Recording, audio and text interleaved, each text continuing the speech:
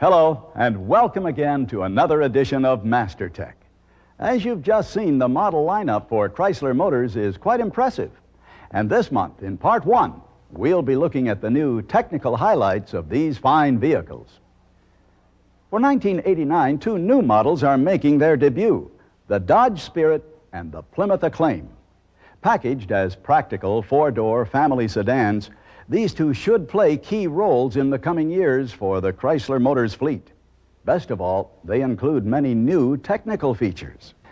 In this section, we're going to discuss the new engine modifications for 1989. To begin with, the 1989 Dodge and Plymouth Colt can be equipped with the new 1.6-liter turbocharged engine. The Eagle's Summit optional engine is a non-turbocharged 1.6-liter version of the same engine. A new electronically controlled injection system delivers the fuel, while a new distributorless ignition system with the ECU, a dual power transistor, and a coil pack to provide plenty of power right to the spark plugs. Other service features already pointed out in the June release are the two camshaft hexes. These allow you to work on the engine without bending or breaking the camshaft sprockets, as pointed out in the June release. For 1989, the 1.8-liter four-cylinder engine is used for Colt station wagon four-wheel drive models. This engine is similar to the 1.5-liter engine using roller rocker arms, hydraulic auto-lash adjusters, and the same type of fuel system. For 1989 Dodge and Plymouth Colt Vista models, the jet valve in the cylinder head has been eliminated. California-bound Vista models will have a new EGR system controlled by the engine control unit. For 1989, all 2.2-liter and 2.5-liter Chrysler, Plymouth, and Dodge engines have adopted universal cylinder blocks. Changes to achieve this include commonization of certain parts. Both blocks are now the same height. New, taller, wider, and stronger main bearing caps are now used. The crankshaft counterweights are now lighter due to lighter weight pistons and connecting rods. Also, a new water pump with external drive is added. The Phase 2 quiet idle package is new this year. It includes an acoustical oil pan and acoustical cylinder head cover. The oil pan has stamped steel inserts with plastic damping material to reduce engine noise. Similarly, the head cover is a two-piece stamped shell with plastic damping materials sandwiched between the two shells to reduce noise. This package is standard with 2.2-liter and 2.5-liter non-turbo engines. The Chrysler, Plymouth, and Dodge 2.5-liter Turbo 1 engine is taking the place of the 2.2-liter Turbo 1. It is quicker than the 2.2 thanks to lower initial boost, more intermediate boost, and a higher peak boost. Another reason is that it has a larger displacement, but it does generate 150 horsepower and 180 foot-pounds of torque. The SMEC allows the use of either unleaded regular fuel or unleaded premium fuel to provide peak performance. Another improvement is an improved head gasket. The crankshaft is high-hardness ductile iron, and the balance shafts are specially designed. New aluminum alloy pistons have a steel strut to control expansion. An enlarged AIS motor air passage gives the SMEC greater capability to regulate idle.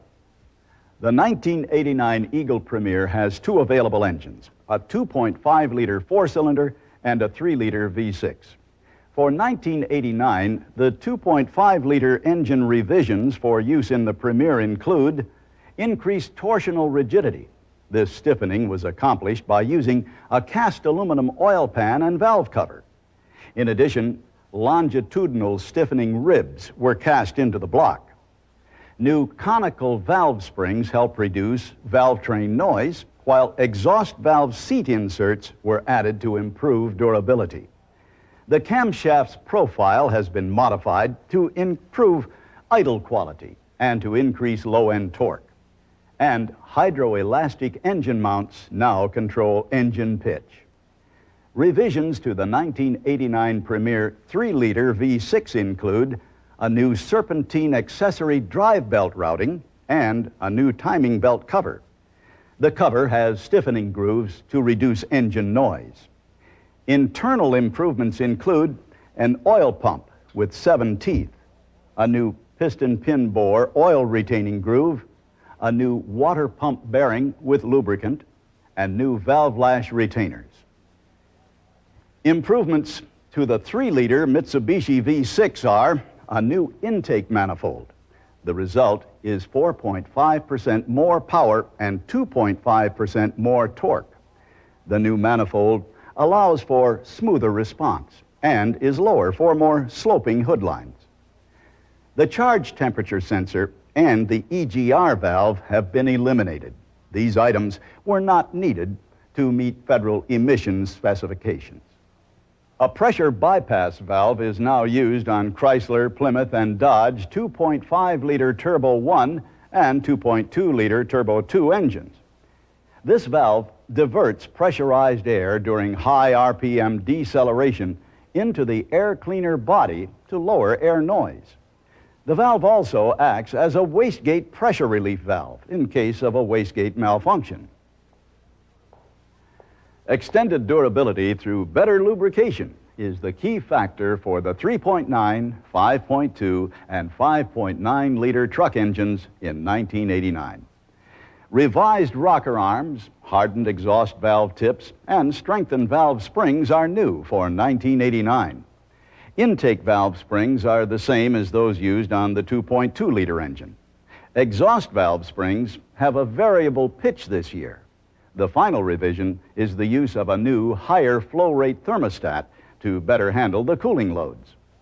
Light and heavy-duty Dodge Truck 5.9-liter V8 engines are more powerful than in 1988 due to the addition of low-pressure dual-throttle body fuel injection. 2 1.97-inch bores inject fuel more efficiently than the previous 4-barrel carburetor. The 5.9-liter injector is color-coded blue, while the 3.9-liter remains green and the 5.2 remains yellow for 1989. The intake manifold has been redesigned to include water-cooled exhaust manifold crossovers. Other features include roller tappets and a new camshaft. Heavy-duty engines will have a standard dual exhaust system. A new 5.9-liter Cummins diesel is available for the Dodge truck line in 1989. It's a turbocharged inline 6-cylinder engine using the open chamber fuel injection system. Open chamber injection injects the number 2D diesel fuel charge into the chamber just before combustion. Fuel is injected using a mechanical distributor-type pump. The result is excellent economy and better performance than many gasoline engines. Other important service items you should know are that the Cummins has a 12-quart oil capacity and that it should be changed every 6,000 miles along with a new oil filter. Be sure to use 15W40 grade oil with an API classification CCDD only. Now let's see what Jeep is featuring as new for 1989. The 4-liter 6-cylinder engine has a new distributor seal, now making the distributor non-interchangeable with previous distributors. New powder metal camshaft sprockets as well as crankshaft sprockets are now being used. Also, during 1989, the timing chain will be improved to reduce noise. The 4.2-liter engine block height has been changed to lower the compression ratio from 9.2 to 1 to 8.5 to 1. And Jeep's 5.9-liter V8 will receive California certification. This means that carburetor metering, spark timing, and EGR changes will have taken place. Well, now we've covered the major engine component improvements for 1989, but we still have a few smaller items to discuss before moving on to Transaxles. For 1989, Chrysler New Yorker Landau, New Yorker, Dodge Dynasty, and Eagle Premier with a 2.5-liter engine now use new hydroelastic engine mounts to further reduce engine-transmitted noise and vibrations. Internally, 2 chambers filled with an ethylene glycol solution flow through an orifice tract during certain driving conditions.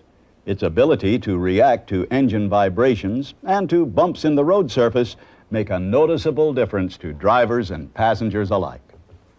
For Spirit and Acclaim models, a new 7-blade fan with integral ring will be used in 1989.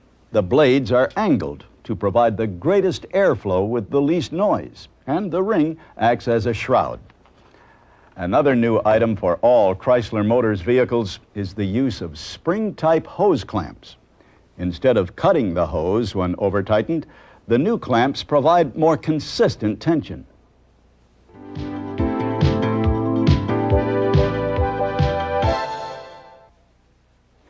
Transaxles and transmissions. Another area where Chrysler Motors is always looking for better ways to get the job done. A fine example of their efforts is the A604 Ultra Drive 4-speed electronic automatic overdrive transaxle with fully adaptive electronic controls. And that's a worldwide industry first. The A604 smooths out shifts. It provides better highway fuel economy, faster and smoother response, with improved shift quality. It has an overall 3.43 to 1 final direct drive ratio for good acceleration, while the overall overdrive final drive ratio is 2.36 to 1 for better fuel economy. Please refer to the July and August 1988 Mastertech videotapes for complete information on this important new development. The new A-body vehicles, namely the Spirit and Acclaim, are using a new floor-mounted shift mechanism installed with bucket seats when either a manual or an automatic transaxle is ordered. If 50-50 bench seats are ordered, the shift mechanism is column-mounted. The Eagle Premier is equipped with the new AR4 4-speed electronic automatic transaxle for 1989. It's available with the 2.5-liter engine. The electronic controls are channeled through a transaxle control unit, or TCU, and the 4 shift points are determined by vehicle speed and throttle position. And as a safety feature, the TCU has a built-in reverse lockout function. The TCU has self-diagnostics and a limp-in mode. This mode hydraulically places the transaxle in 3rd gear. This way, the vehicle can be driven to a dealership for repair. The ZF transaxle is another unit available for the Eagle Premier. It's used with the 3-liter engine only and is hydraulically controlled. Shifts occur via a governor valve, a throttle pressure regulator valve, and a modulator valve. The ZF unit features a reverse lockout that prevents accidental shifting into reverse above 25 miles an hour. The Mitsubishi KM171 3-speed automatic transaxle has been improved for 1989. This unit is used in the Dodge and Plymouth Colt station wagon 2-wheel drive, the Colt Vista, the Colt, and the Eagle Summit. Among the improvements are noise-reducing small module gears, higher efficiency oil pump rotors, waterproof electrical connections, and the size of the planetary carrier teeth has been increased.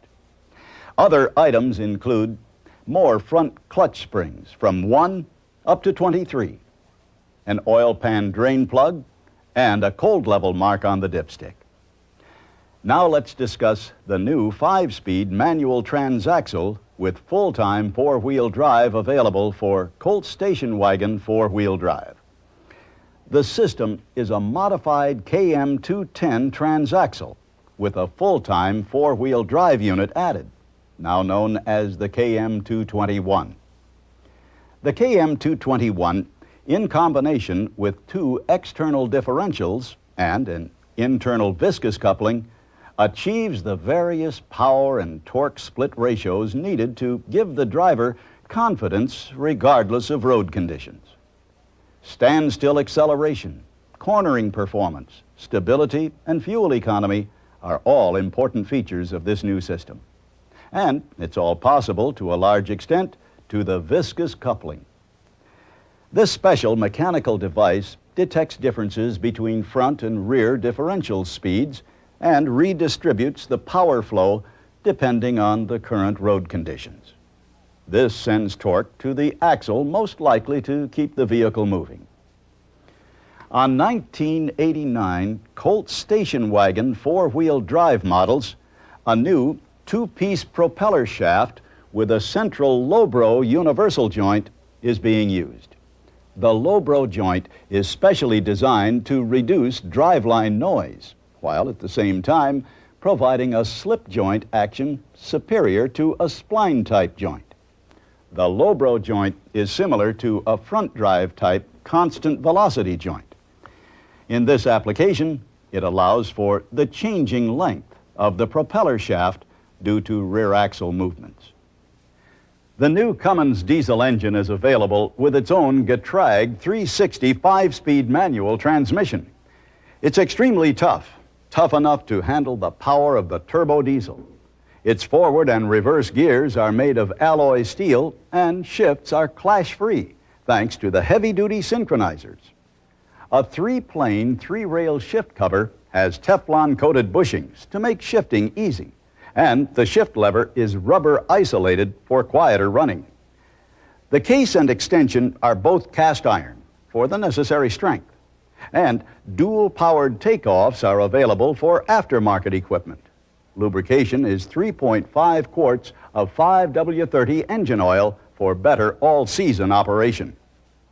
The Jeep Comanche, Cherokee, Wagoneer, and Wrangler models will be outfitted with the new AX15 5-speed manual transmission for 1989. All forward gears will be synchronized. A three-plane shift pattern incorporates a reverse lockout function. To prevent a shift to reverse from fifth gear, the shift lever must be placed in neutral prior to reverse. The shift lever itself is nylon isolated to keep road noise from the passenger compartment. The 1989 Ram Raider has a new 5-speed transmission and transfer case. Essentially, the new V5 MT1 unit is a modified KM145, strengthened for use with the ECI multi-fuel injection Mitsubishi 3-liter V6 engine now available for the Ram Raider. Some major changes include that the clutch housing is kept separate from the transmission case for use with other engines, and the case is made of cast iron. The transfer case has a low gear ratio of 1.925 to 1 and a high gear ratio of 1 to 1. In 1988, only a low gear ratio of 1.945 to 1 was available. In 1989, non-turbo and turbocharged Chrysler, Plymouth, and Dodge 2.5-liter engines equipped with manual transaxles have a new clutch feel. This improvement is possible because the diaphragm spring has a 60% increase in travel.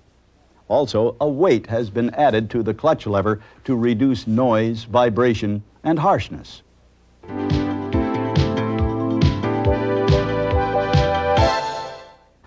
The Colt station wagon four-wheel drive front suspension changes for 1989 include modifying the struts, knuckles, and lower arms to accommodate the taller and heavier four-wheel drive vehicle.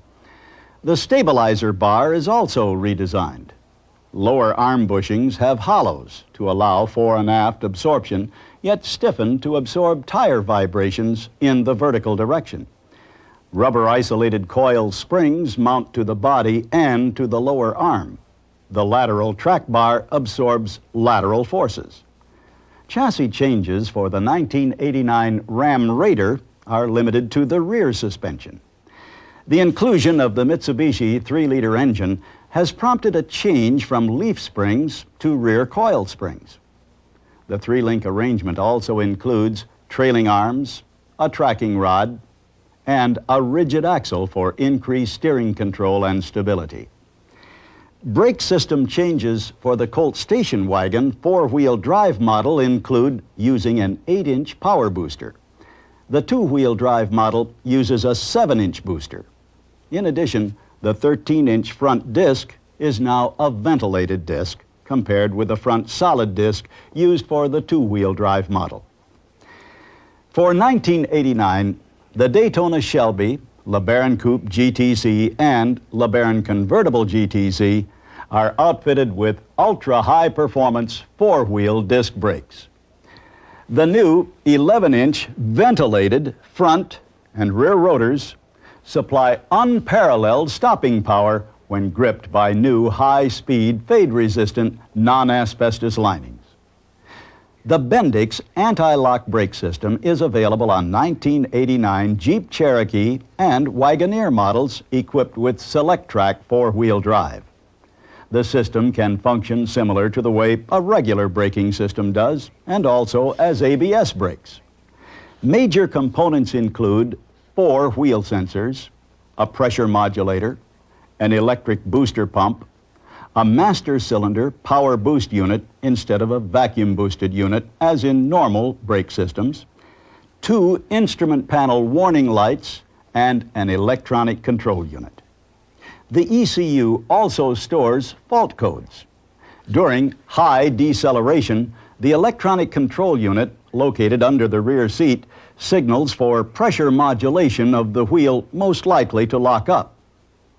The front wheels are monitored independently, and the rear wheels are monitored together using the lower speed of the two by the ECU.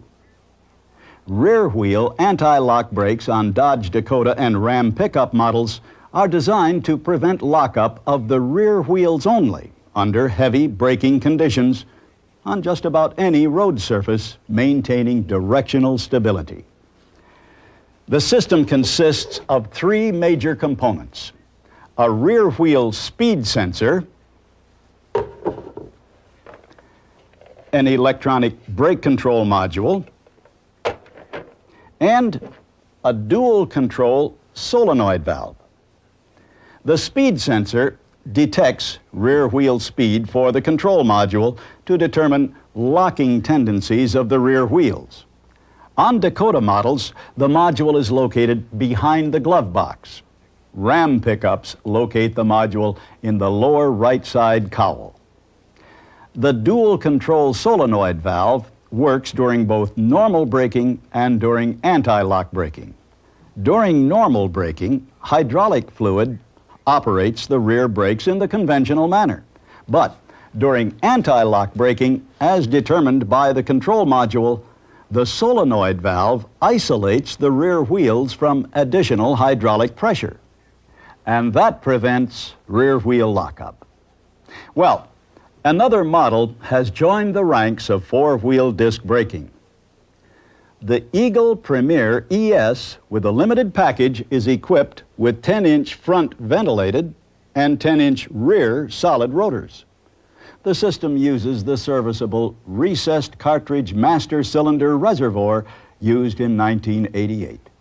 And the rear calipers have an integral parking brake mechanism.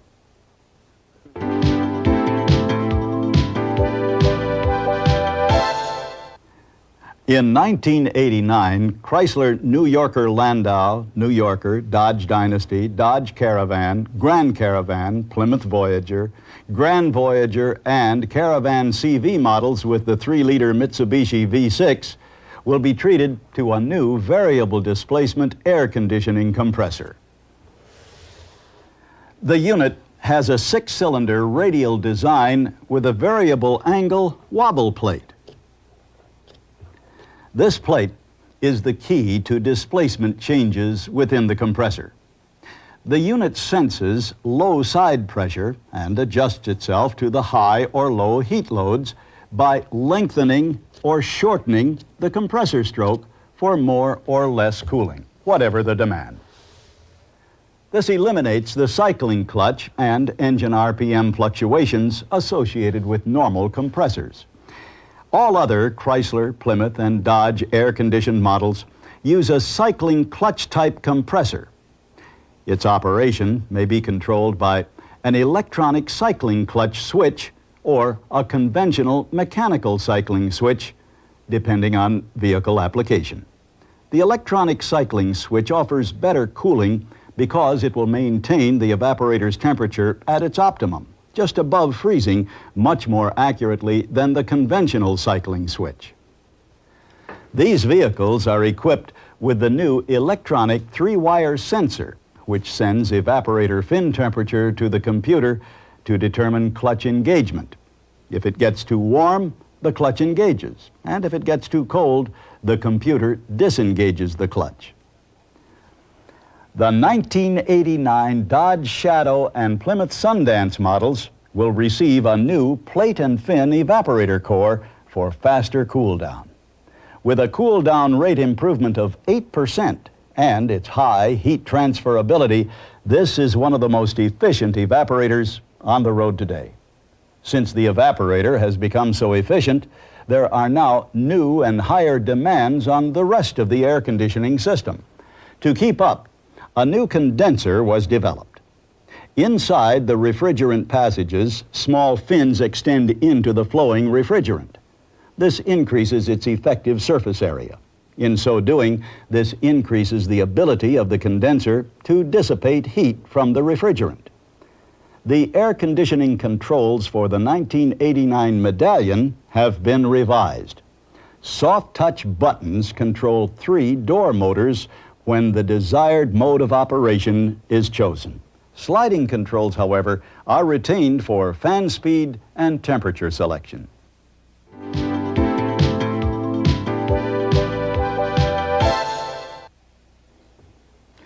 The 1989 New Yorker electronic instrument cluster looks like the 1988 version, but has a few new changes.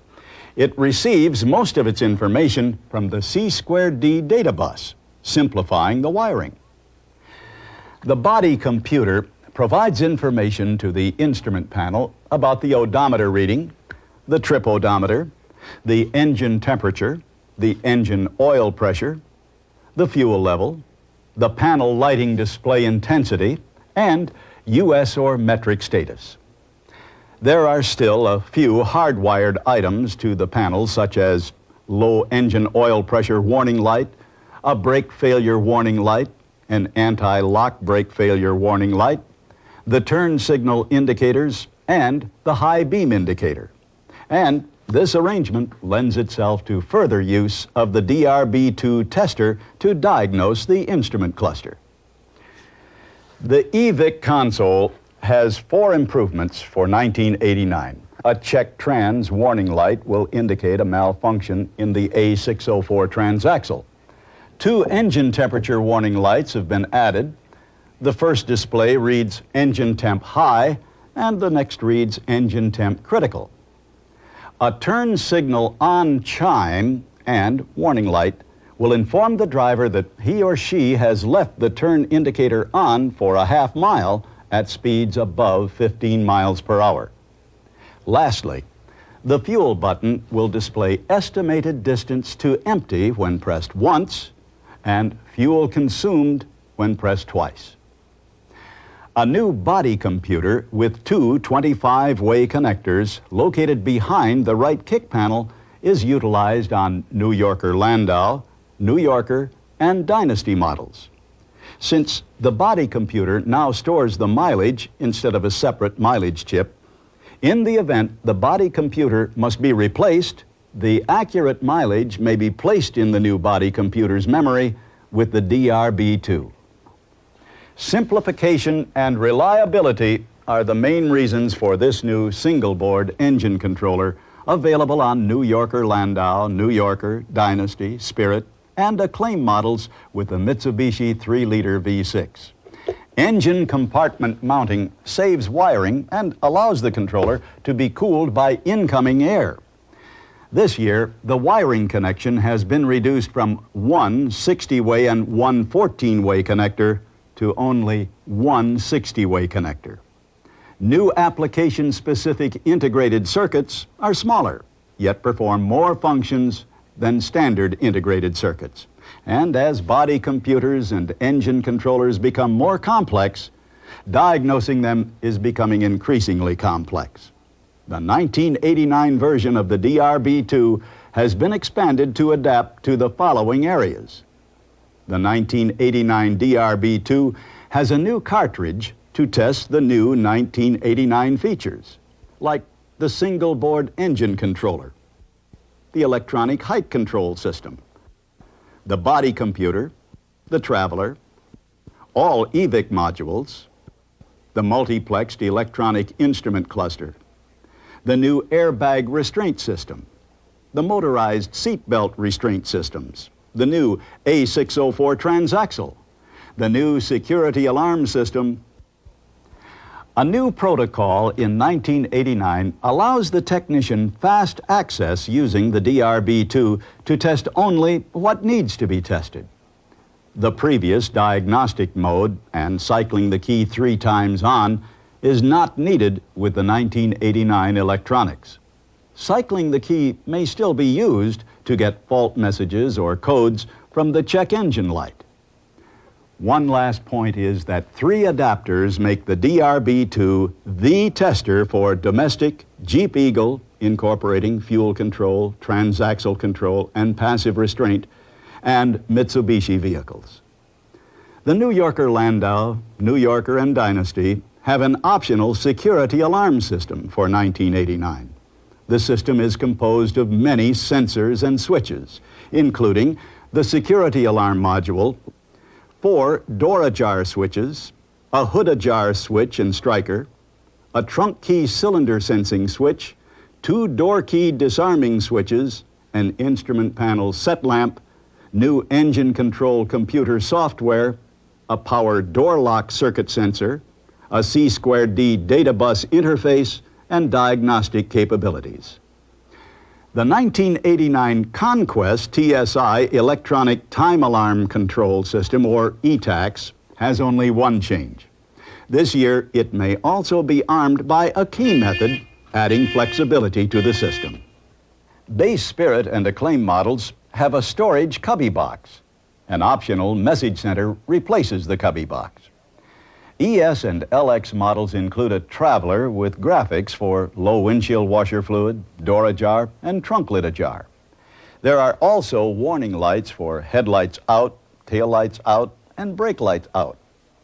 The traveler itself is a 5-function trip computer that interfaces with the data bus, providing the following information: trip miles, trip average fuel economy, instantaneous fuel economy, estimated distance to empty, and trip elapsed time. A redesigned overhead console is available for Caravan Voyager and Grand Caravan Grand Voyager models, as well as a new application in the 1989 Jeep Grand Wagoneer. Vacuum fluorescent displays for compass and temperature readings are improved, along with separately switched map and reading lights. But the news for 1989 is the automatic compass calibration. All you need to do is set the zone variant set as found in the owner's manual. The October release will cover the console modifications more completely. The power seats in the Chrysler New Yorker Landau, New Yorker, and Dodge Dynasty now have a memory function. 2 preset seating configurations are stored in a power seat control module located under the driver's seat. A new, higher-powered AM stereo, FM stereo radio is available for all Chrysler Motors products and is standard on most.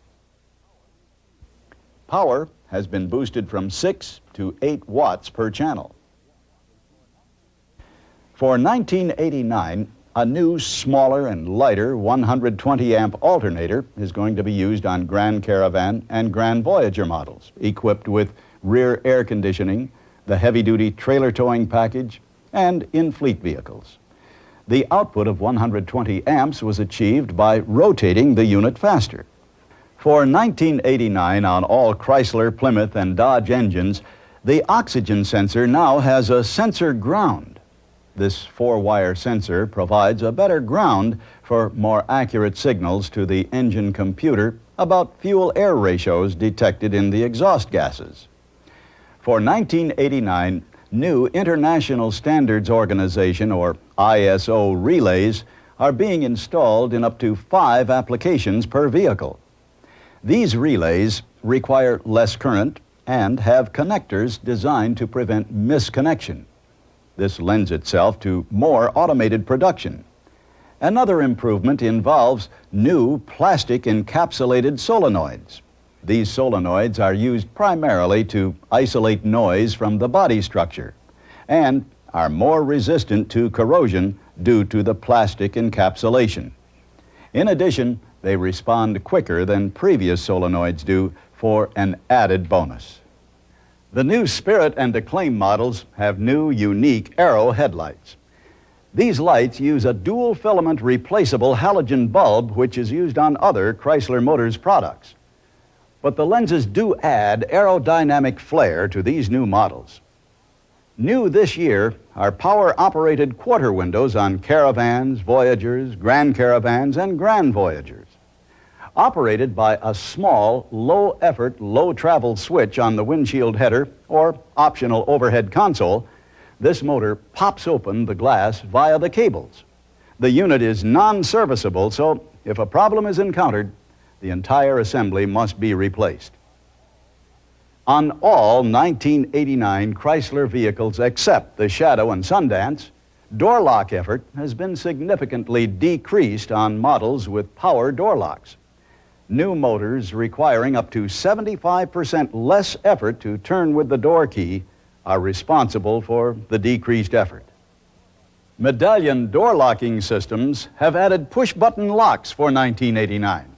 Now, the locks may be depressed and the front doors closed without locking the doors from the outside with a key.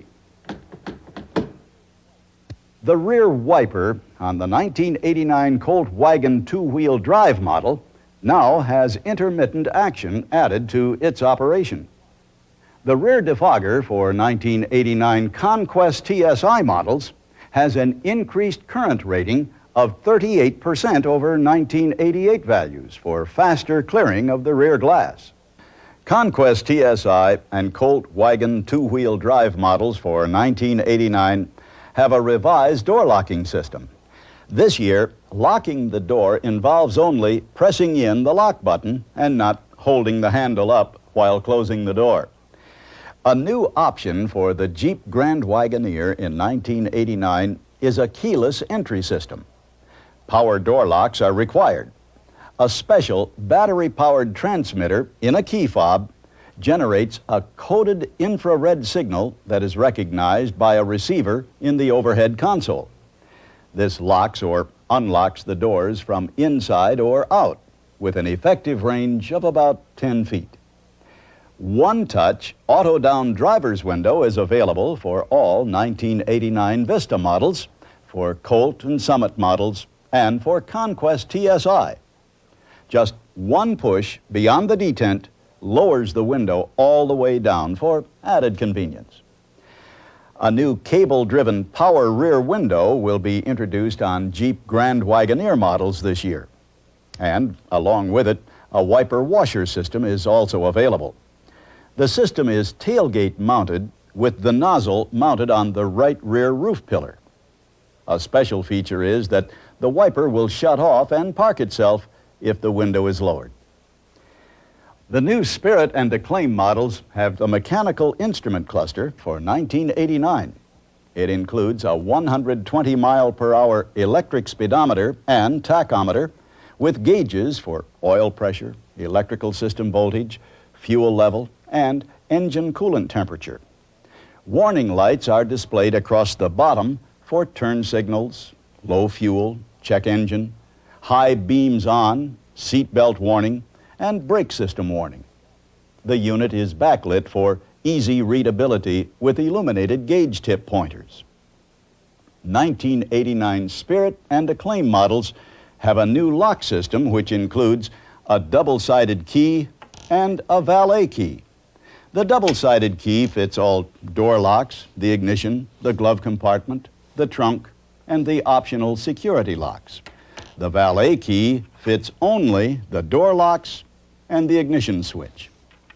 So, the double-sided key is more convenient, and the valet key offers added security.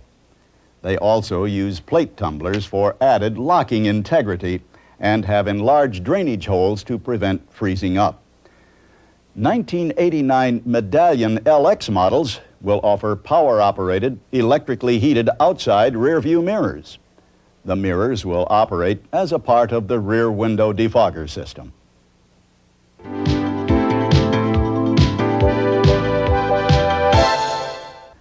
Three new rear seat child seat anchors are now added to the Colt Vista. Each anchor is bolted to the roof rail near the tailgate. Rear seat belts have also been revised in Vista models as well as Conquest TSI to incorporate automatic locking retractors in place of the former type.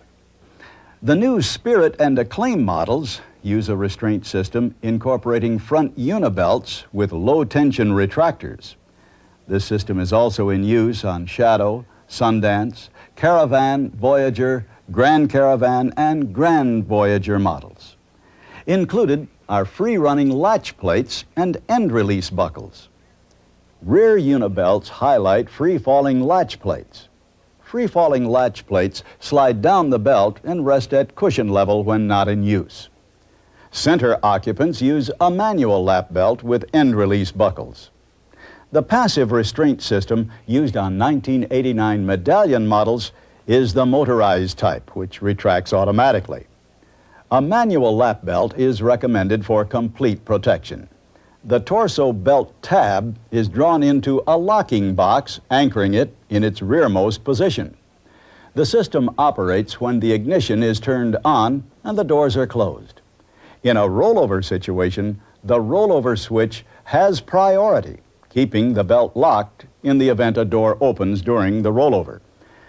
The Eagle Premier passive restraint system is basically a 1988 carryover for 1989. The important point this year is that diagnosis of 1989 models is accomplished using the DRB2 tester with the Jeep Eagle adapter and cartridge. During 1989, airbag passive restraint systems will be introduced as standard equipment on LeBaron Coupe, Fifth Avenue, Daytona, and Grand Fury models. In addition to the airbag system, knee bolsters are included. The system activates during frontal impacts only, and the unibelt must be in use for complete protection. The November 1988 MTSC release will cover this in more detail.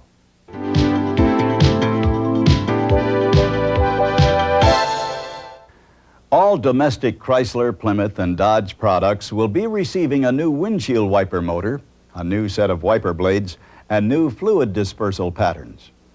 The two-speed motor gives higher wiping rates to clear the glass more quickly. The new blades have 6 contact points to furnish more pressure to the glass. The new blades also are equipped with airfoil deflectors to help maintain contact even further. 2 new fluid dispenser outlets spray 3 jets near the outer edges of the pattern, while the second nozzle sprays 2 jets near the base of the pattern. A new deluxe corporate steering wheel is now standard on Aries, Reliant, Acclaim Base, and SE models, and Caravan SE and Voyager SE models for 1989. The new wheel features a soft vinyl oval rim and a full-width horn pad. One final change in the Jeep lineup includes an increase in fuel capacity from a 13.5-gallon fuel tank to a 20.2-gallon tank for 1989. Well, there you have it. Lots of proof that Chrysler Motors is moving ahead each and every year. Moving ahead in powertrain technology, suspension systems, and brake systems. We're finding new and better ways to control the interior environment. New and different ways for electronics to take on complex and sophisticated tasks under the hood and just about everywhere else. Chrysler Motors is taking definite, positive steps toward increasing passive restraint systems aboard its entire fleet. We're also taking care of the little things that help take care of drivers and passengers. And finally, thorough diagnostic procedures are helping you, the trained professionals, to keep these new vehicles running in prime form.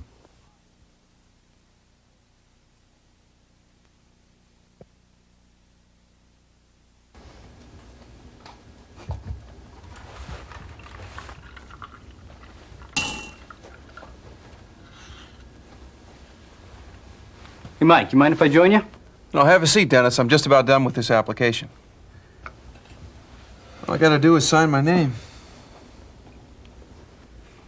Okay, ready to be mailed. Hey, is that for the ASE tests? I thought you already passed those. I mean, you got your patch. Well, I have. This is for a different area. This is for body and paint. Is that certification really worth it? I mean, what do you get out of it? For one thing, it shows that I know my job. Now, that's important to me and my customers. The dealership thinks so, too. That's why they display the ASE logo here and in the shop, and they use it in their newspaper ads for the service department.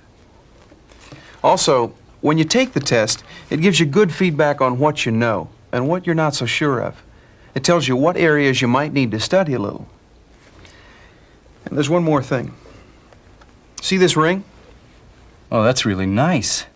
You got that from ASE? No, that's from Chrysler, and it's part of the Technician Recognition Program for being a Master Technician 3 years in a row. And one of the requirements for the Master Technician Award is to be certified in all 8 ASE auto subjects. You also have to take Chrysler training and earn Mastertech Gold Tool Awards for 3 consecutive years. That sounds like a lot of work to me. It is, but believe me, it's worth it. The training helps you on the job, plus you get some nice awards. The first level is Qualified Technician. To receive that, you just have to be certified in 1 ASE subject, take 24 hours of Chrysler training, and earn a Gold Tool Award.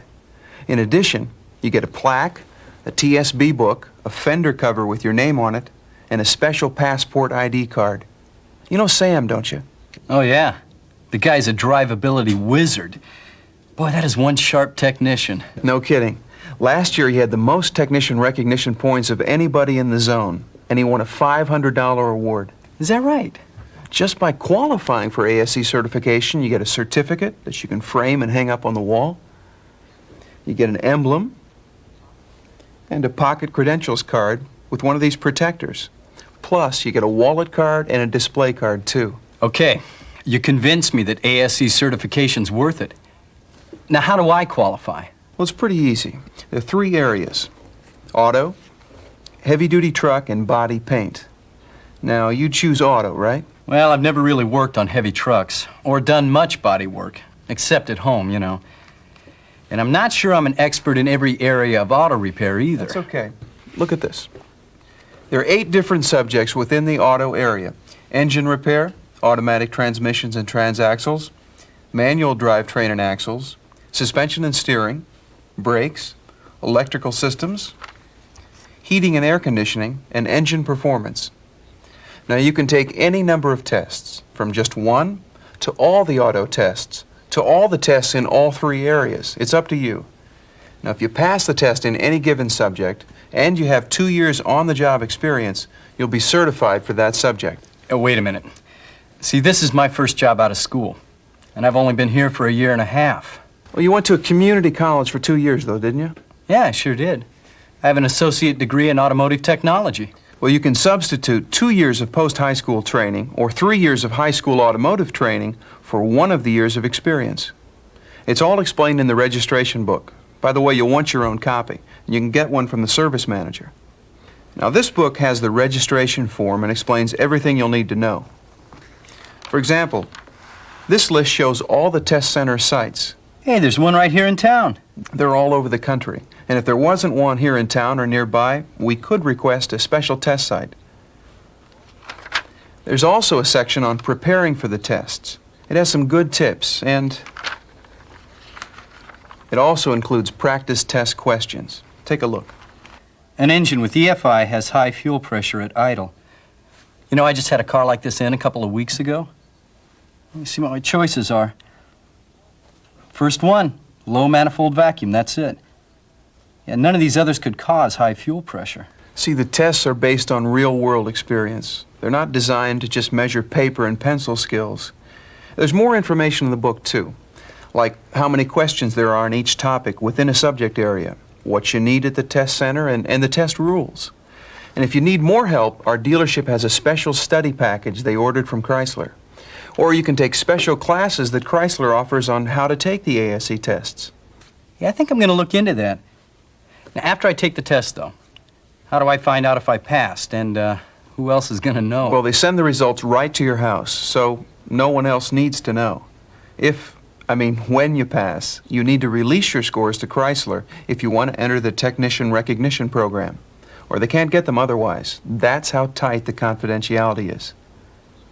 The tests are only given twice each year, though, and the next ones are in November. It gives you plenty of time to get ready, but you better register right away, because the deadline is October 7, 1988. Now, you can see how easy it is to fill out the application. You just fill in the personal information, including the address where you want the results sent, then your current employer. That code 16 indicates our dealership is Chrysler Plymouth. I took it from a list in the book. Now, this release of information is what I was just telling you about. You have to check 1 for Chrysler to be informed that you passed. Otherwise, you can't qualify for the technician recognition program. Yeah, but then Chrysler knows if I don't pass, too, right? Hey, buddy, I don't think you have anything to worry about. But seriously, it doesn't matter. ASE will only inform Chrysler of the subjects you passed. If you did happen to fail, you'd be the only one to know. Now, the test center number came from the list I showed you. Then you indicate which tests you're taking and calculate the fee. Now, I'm taking the 2 body tests. That's $10 per test, plus the $10 registration fee, or $30. And the best part is our dealership will pay the fees. Hey, that is a good deal. Sure is. Not all dealerships pay the fees for you, and I hear they're going to be raised next year, so now is a great time to get in on a good thing. Anyway, to complete the form, you just fill in the details about your on-the-job experience and sign it. That's all. Hey, thanks for the info, Mike. I'm going to get one of those books and fill out the registration form right away. And then I'm going to check out those special test-taking classes so I can be ready for this. No problem, Dennis. I think you'll be glad you took the time to do it.